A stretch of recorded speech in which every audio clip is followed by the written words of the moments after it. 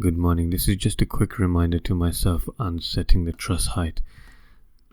We want to be able to draw the truss and it should match this profile straight away. It should match this angle straight away without us having to edit much. So how do we find that out? This is how you do it. Go into the roof plan and we're just going to draw a random truss here. Truss. I've already set a simple Fink truss here and I'm going to draw it like this.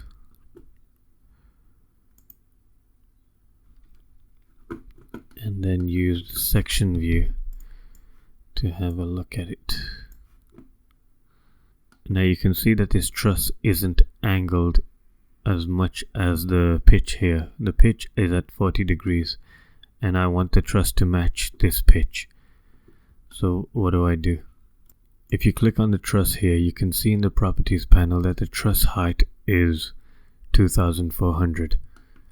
And we can change this height to match that, but how do I know how high this truss is really in relation to the height of the wall and roof?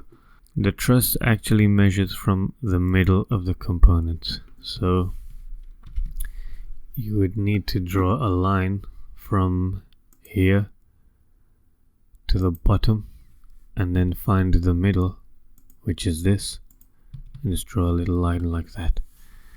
And then use the DI keys on your keyboard and you have to select the middle. That's where it measures from.